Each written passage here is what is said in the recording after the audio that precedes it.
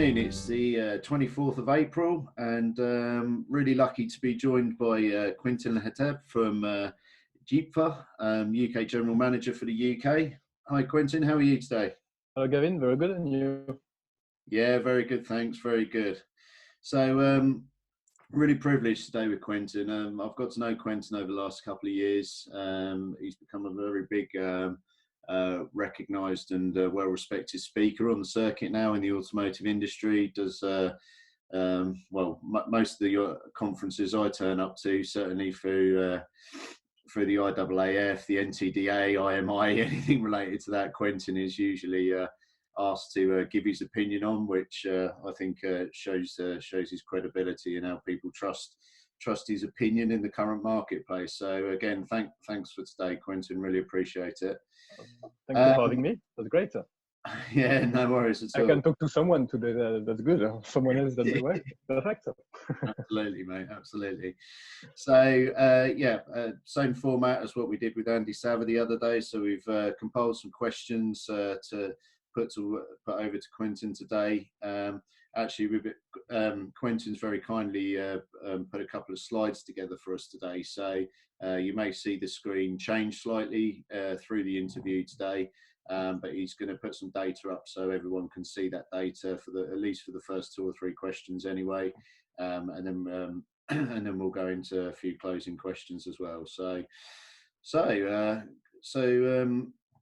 GiPA's Quentin's got a vast international presence, and the COVID-19 pandemic is affecting each of these countries at the moment. I don't think there's many countries around the world that haven't been affected. I think you could probably count them on one hand at the moment. Can you give us an insight into the automotive market across these territories at the moment? So yeah, I think before talking about the aftermarket, if we look at the car sales, I think it's always interesting to start by then, because the cars that are being sold at the moment are the cars that we will see tomorrow in a couple of months' time, in a year time, in the workshop. So the size, the volume of cars that are sold on the market makes the aftermarket as well, and has quite an important impact on the age of the car park. I'll come back to the age of the car park a bit later on, but I think I can show you that first slide, which looks at European, so EU5. Sorry, I'm just putting the right slide now. There we go. EU5 registration. What you can see is that it's not actually only, of course, COVID-19 has a very bad impact on car sales. But if you look at January and February, which are respectively in orange and gray, what you can see is that in all countries of the EU5, even Germany, which has been quite strong and generally quite stable over the last few years, while Spain, France, Italy, and the UK are more up and down on the last 5 years basis.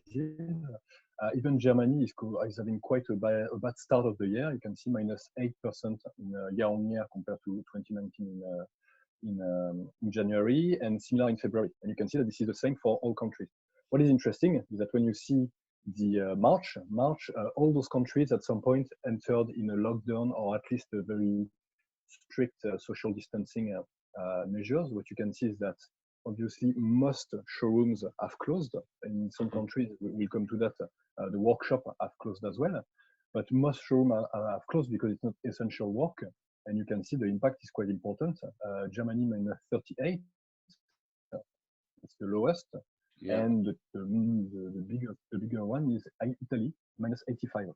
One of the reasons why Italy is so high is because Italy showrooms closed earlier than the UK, for example.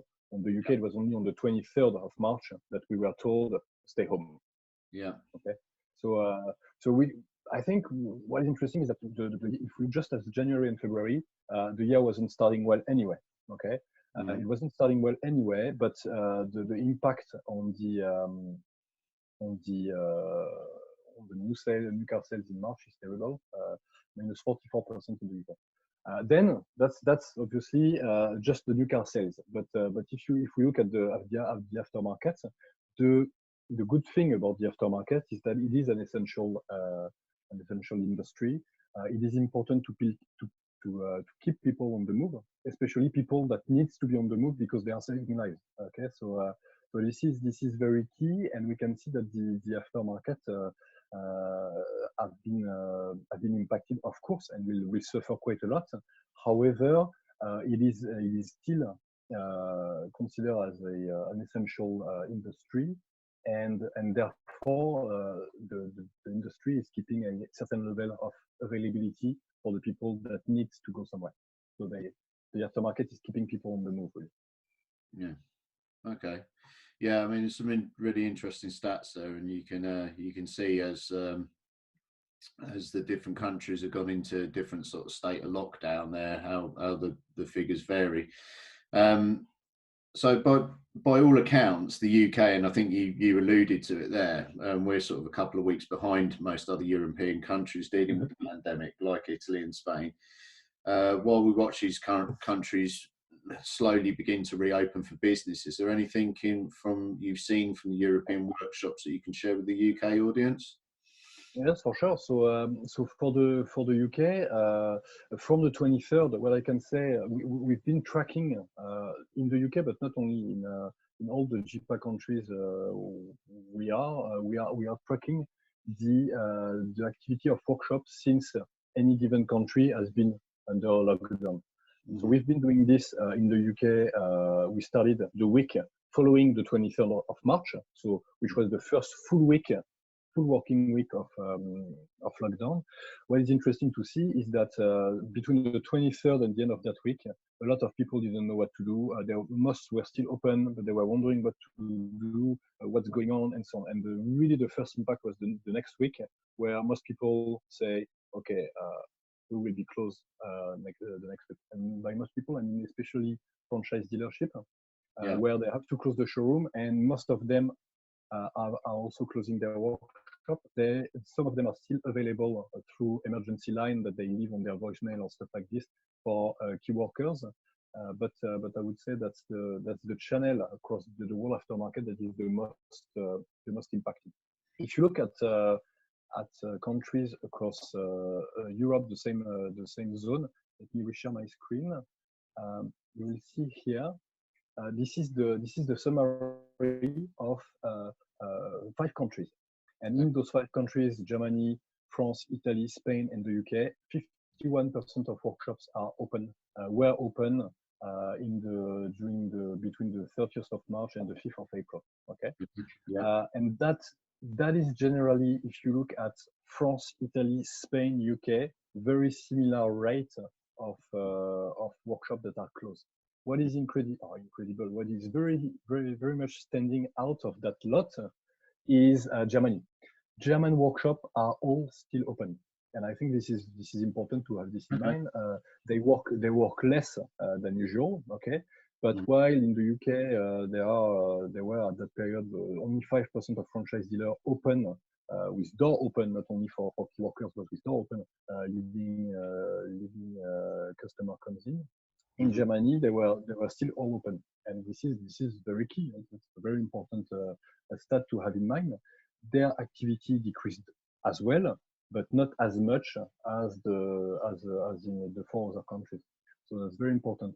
You can see on the right side of that slide that the activity drop was more important for independent garage than for franchise dealer. But that's really have again a German effect with the fact that actually most all franchise dealers in Germany remain open, while most of them are closed in the other countries. So the outlook of the aftermarket in those different countries, European countries, for example, is very very different. If you take, there is really 2 groups: Germany and then the other countries. And everyone else. Exactly. Yes. Yeah. Exactly. And other than that, it's very similar. We can see really sleeping aftermarket at the moment, with only key worker being working at the moment. So yeah, that's a big impact. Yeah, so I mean that kind of segues nicely into my next question. There's been much debate on whether the automotive aftermarket is considered to be an essential service. What are your thoughts on this? But I think, given the stats you've just shown there, Germany have obviously bucked the trend versus everybody else that's Indeed, yes. probably gone into a complete state of full lockdown. Germany have obviously come up with some workaround strategies quicker and better perhaps than the other European countries, and seen a marginal benefit from that. So I'm not a doctor, so I don't know exactly what is the strategy of everyone of every country, and why Germany is less impacted than the UK, France, or Italy. But what is sure is that it seems, from what I understand, they massively tested people, while in some other countries the COVID tests were not necessarily available, and when they were prioritized for the medical staff. So it seems that this strategy, which was I believe the same in South Korea. It seems that it's working, but again, I'm not a doctor, so I will just say, I will just repeat what I've heard and not go any further than that. But to me, I don't really understand people who say that the automotive aftermarket is not an essential service, because what is the argument to say it's not? I think talking with people in the industry, the number of NHS workers that needed tire change and were able to find a solution thanks to a mobile servicing tire fitter, how would those people that if there is one moment in their life they can't miss a day at work, this is the moment. So I think that's a non-debate to me.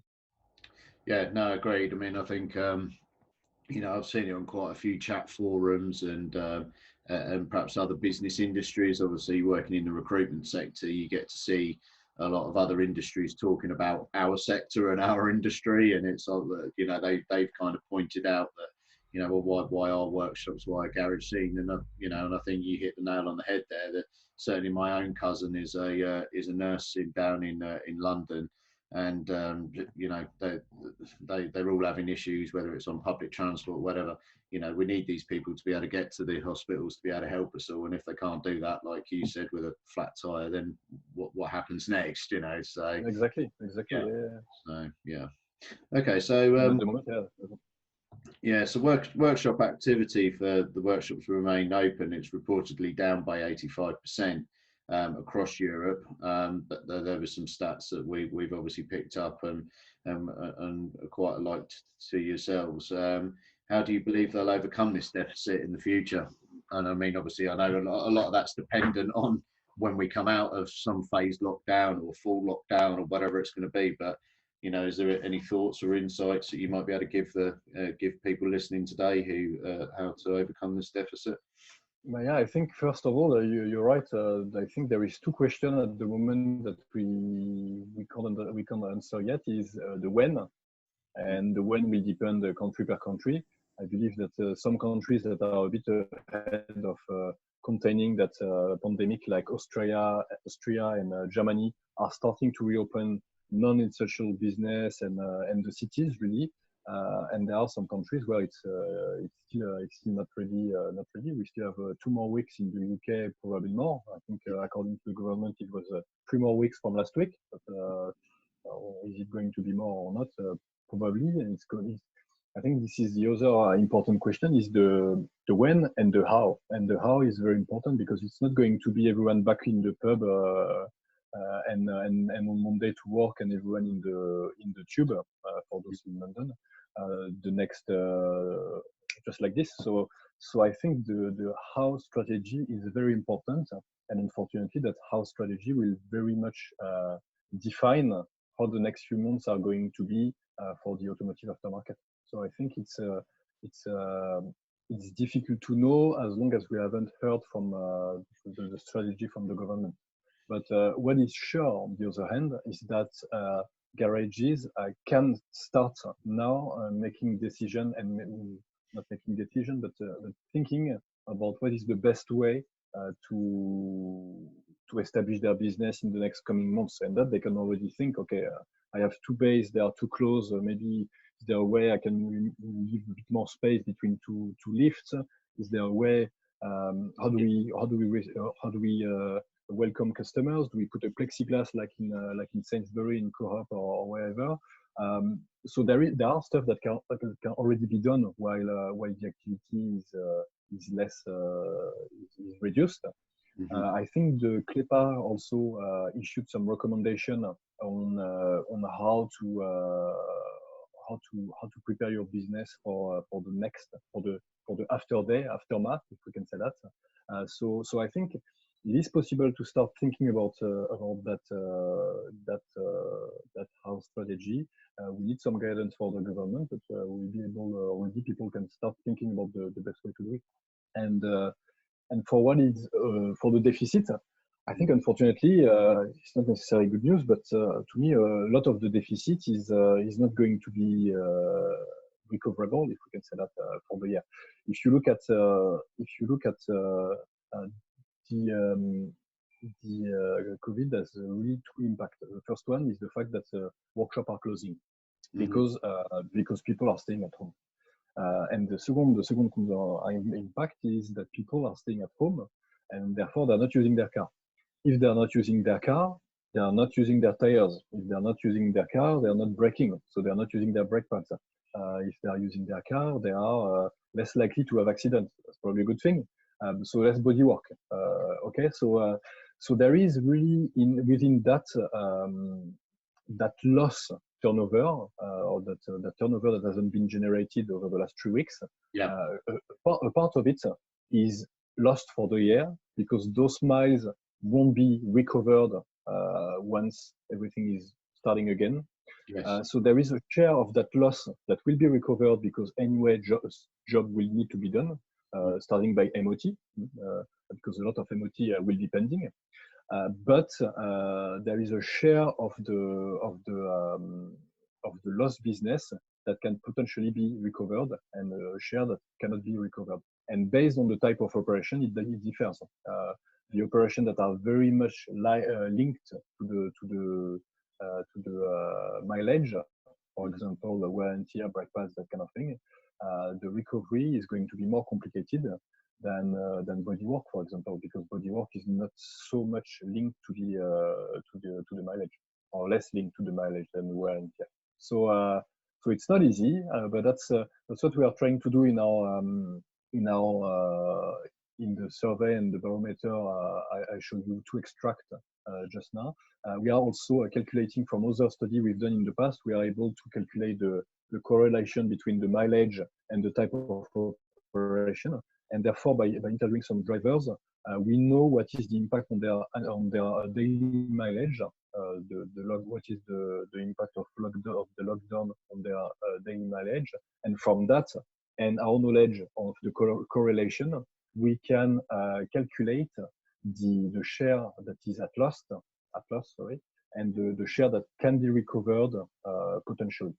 So if we link that with the fact that every 2 weeks we interview and we talk to garages to understand the impact on their activity and the decrease in their activity, we can calculate what is being lost, but also from what is being lost at the moment, what is lost for sure, and what can be recoverable. So that's the 3 aspects which are important with that drop of activity with work. Okay. Yeah. No, I think it's a valid points within that, and we've certainly seen that as a business. I think the first couple of weeks we saw a lot of our clients. Certainly, I think it was just as we all were. It was almost a case of, right, just stop what we're doing. Let's take a breath and take stock of what's actually going on here. Obviously, your employees are the first people that you tend to sort of want and need to deal with initially. I think most companies have now got over that. Obviously, the furloughing process, but we are starting to see some movement in the marketplace now. Some of the big dealer groups are approaching us around strategies of how to extend working hours, working weekends, doing night shifts to create that social distancing. You know, if you've got a big 20-30 bay workshop, if you're privileged enough to have one of them, then you've got more than ample capacity and size to be able to, you know, position people accordingly where there's minimal human contact. So a lot of the large dealer groups we deal with are looking at that. You know, a lot of the vehicle manufacturers that we talk to, I know are reaming through loads of data at the moment, certainly data that's coming out of China, because obviously they're starting to come out of the lockdown a lot quicker than the rest of the world. And I know, looking at some of the data that I've researched online, that China is not far away from where they were before they went into a lockdown situation. You know, it's recovered quite quickly. Remains to be seen whether it will be the same in the UK. Obviously, different markets, different buying trends, that sort of stuff. But I think the one thing that we may see, and some of the conversations I've been having with people, is certainly around, you might start to see a different sort of work coming in. I appreciate exactly what you're saying. You know, there's those lost miles, absolutely. Servicing, oil changes, brake pads, all that sort of stuff is kind of lost for another day, or we may not ever see that again. But I know, and certainly on the housing estate I live at, you know, there's people that have been working from home for nearly 4 weeks now. They haven't moved their car. So all of a sudden they've gone to perhaps pop to the shops or decide to move it because they need to get it away from the garage door. Hey, guess what? The car's not starting because the battery's gone flat, because it's not in transport mode anymore. So you've got all of the SAT systems and everything else. Exactly. Yes. Yeah. You know, electronic handbrakes are now seizing on. So, you know, unless, you know, the warranty, or the vehicles that are still under warranty, people can come out and fix that at the side of the road. The reality is some of these vehicles are going to end up need to being recovered on the back of a low loader to a dealership or to a garage to get fixed. I suppose some of that is, you know, if there is going to be a slight bit of a V curve and people are going to be thinking, well, let's start getting stuck into more retail work, are their workshops then going to be filled up with loads of broken down vehicles that they didn't necessarily think about? They're going to start blocking up their car parks, blocking up their ramps because they're dead, because they need an ECU reflash, or they need plugging in and doing a satellite link, or whatever it is. You know, I think they're things that certainly people need to be considering, because you don't want those sorts of issues in your workshop when you want to try and make some money back at a retail business, you know. So this is one thing that we've talked about a lot since we've got to know one another over the last few years. The UK aftermarket, I don't think is any real surprise to anybody that obviously the UK aftermarket is really struggling with the shortfall of relevant skills. We should know that better than anyone, given what we do as a business. Particularly with the introduction of hybrid, electric and autonomous vehicles. Do you think the demand for skills will change in any way following this? Well, not necessarily. To me, it's just we are just on pause mode, if we can say that. But I believe the need for new blood and skilled blood, fresh blood in the industry is not new. It has been there for years. The need for training is very important as well, and there's always been, and we can see the big discrepancies between dealership that have programs and that have headquarters that can help the principals to invest into training and the human factor. For a small garage, for an independent garage that doesn't have any support from an HR department or a HR department or headquarter, yeah, it is more complicated to take the time, to have the time to do it. So I think thinking about what Andy was saying to you on the last talk, I think this is time to think about this while the activity of the garage is done. This is a tremendous activity to think, okay, to reassess the needs potentially of the garage, of the workshop, and what needs to be done, who needs to be trained on what subject. So it is actually a potential good opportunity for workshops to think about that. And I think there are plenty of new technology coming in.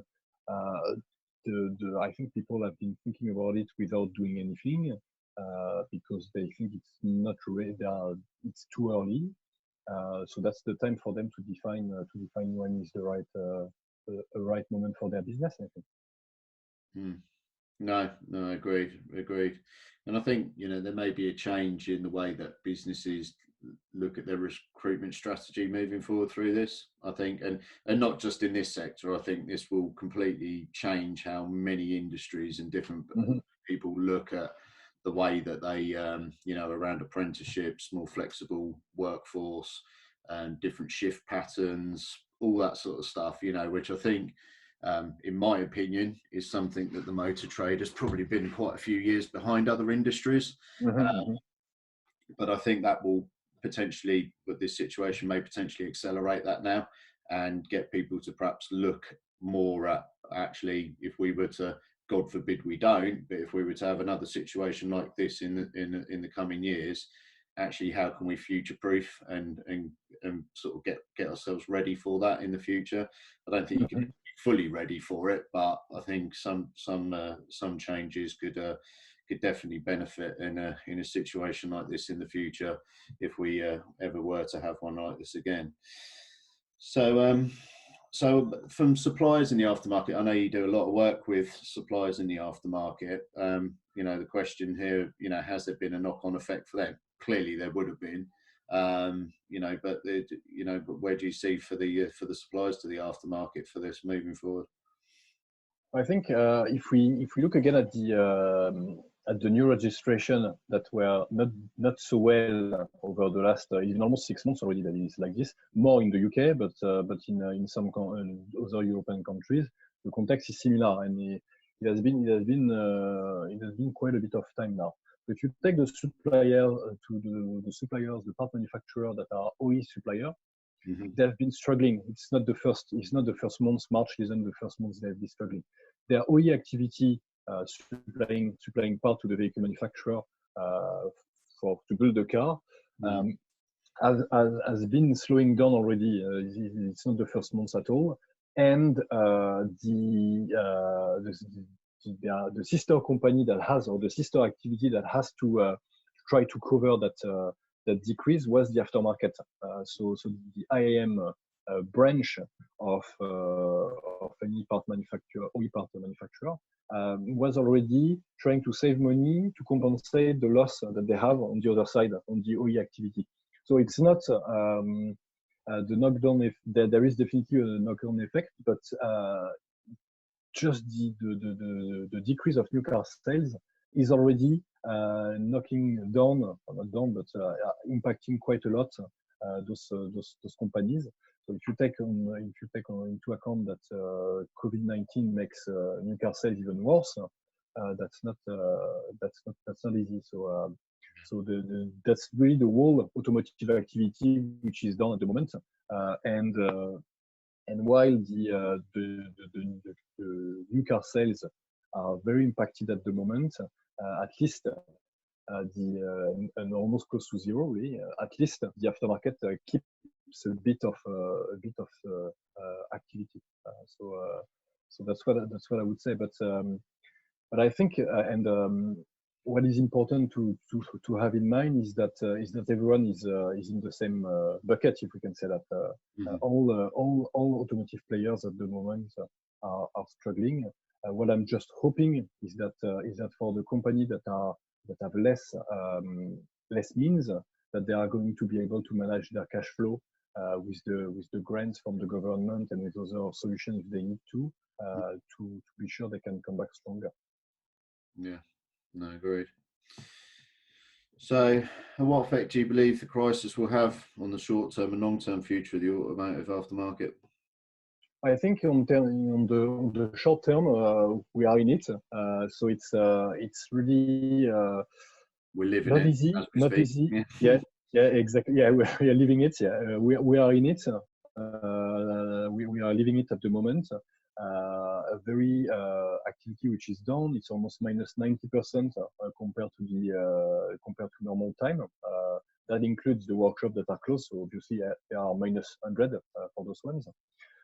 So on the very short term, this is what's happening. On the what we can see also, we talk to drivers, that have MOT coming in April, May, or June, and out of all of them, 73% of them are not thinking of doing do not have any plans to do anything on their car in the next 3 months. So that gives us already quite a good overview of the market picking up. Yeah. They're all waiting for the same thing, for the situation It's to told by the stabilize. government to go and get their MOT done. Yeah. Exactly, and on top of this, they don't need the car anyway. So that's probably there is really no rush for them until the situation is like this. But I think if we take a longer term perspective, and if we look over 6 months, this is actually quite quite a good opportunity for the aftermarket. It's a bit cynical to say that, but the car sales being so low, and April is not going to be much better than March. May, I'm not sure. We'll see how this can pick up again. But in the UK, it's been already since 2016, after 2016, that the new registration are decreasing. This means that the car park is not renewed as fast as it should be, and therefore that the car park is aging. Yes. And while we could see the car park aging slowly but surely after 2017, after 2018, and after 2019, with the year that we're having at the moment, the age of the car in 2020 and then 2021 and so on is going to take quite a big hit. And this means that for aftermarket players, there will be more work to be done. Car being a bit less newer, it means that there is more tires, brake pads, timing belt to change, and that's a good opportunity.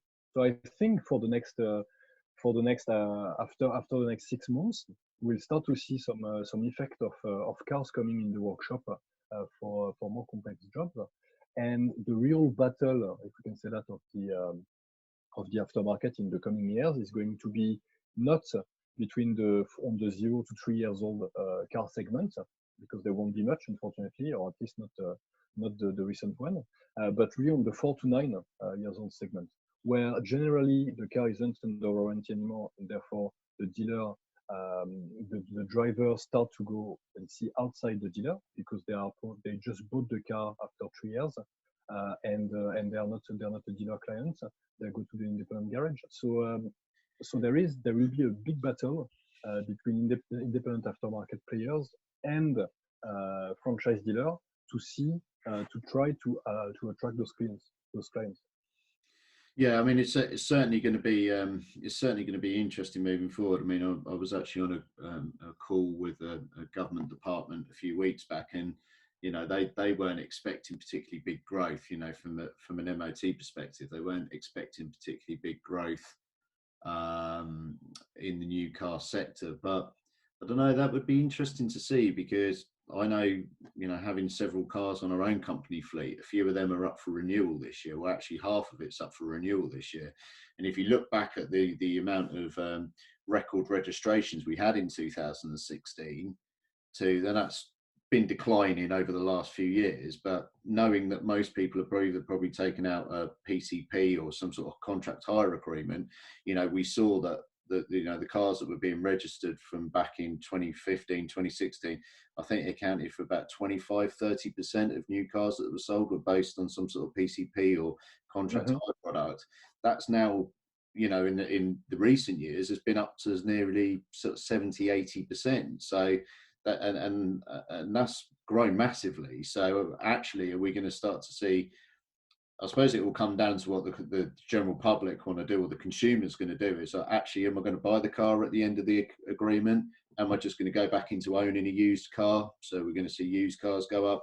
Or actually, if they can still afford to be paying that £250 a month, it's all been a bit doom and gloom lately. Am I going to cheer myself up a bit and go and buy myself a new car again and run it for another 4 years? So it's going to be a really interesting point when that starts to tip, I think, to as whether you start to see a lot of those registrations from 3 or 4 years ago that have been on contracts start to renew and come through, or are they going to go the other way and go down the used car route, or just keep that vehicle? And like you say, then you're going to have an aging car park that's going to need an aftermarket can certainly get its teeth into. So that certainly will be interesting moving forward. Yeah. So just finally, are there any positive stories coming out of coming out of workshop or the industry at the moment across the whole your colleagues within GiPA? Are you hearing of any positivity at all, or you know? I think to me, I would say the positive point that I can see, not only in the UK but in other countries as well, European countries, is I think the support that key workers get all across Europe, really, and in the UK, the support that NHS staff, not only but NHS staff in particular, received from different companies, from different from different supplier. It could be changing tires, free tire change for NHS staff. It could be. So I could see a lot of very positive things about the response and what company that are not necessarily big PLC can give to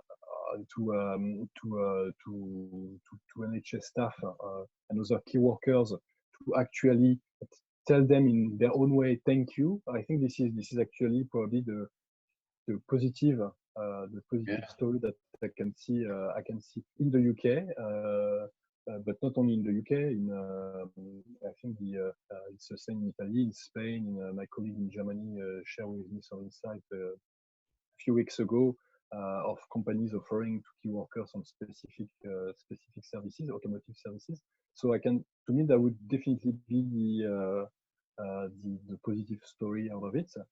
There is a real appreciation to what is being done by those people, and I also want to thank them. But I think this is hopefully we will keep that in our mind when this is all over, in order to make sure the NHS can be financially well supported by the government and make the investment they might need in some areas.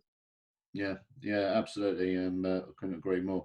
And I think it'd be interesting to see what's come out of the motor trade and how we've responded to it. You know, you see some great success stories that are being posted across the whole industry, whether it's the independent aftermarket or dealerships. But you know, people are going to great lengths to put themselves at risk to keep police vehicles, ambulances, the NHS staff going. So hats off to them and fair play to them for doing it. And but it'd be interesting to see if any of this continues, if and when we do come out of this. Actually, it'd be a nice story to see whether there is some garages and dealerships out there that still want to keep that recognition going in the future. Just an interesting concept, but there we go. Well, for sure, it's great. What they're doing is amazing to keep those people on the move, because they really need to be on the move at the moment. So that's brilliant. Yeah. Well, good. Well, brilliant. Thanks very much today, Quentin. As interesting as ever. Over the last couple of years, like I say, I've seen Quentin talk several times now at many different events, and every time he's always the person I make sure that I go and listen to, because it's never boring, put it that way. Great stats, great data, and a lot of the colleagues and people that I work closely with in the industry, I know Quentin's always at the top of everybody's list when they go and listen to him talk. So thanks very much, Quentin. Really appreciate spending your time with us this afternoon. And thank you, Gavin. Thank you for having me. That was great. Yeah, no worries. Look after yourself, and I'll speak to you soon. Yes, speak to you soon. Thank you very much, everyone. Thank you very much.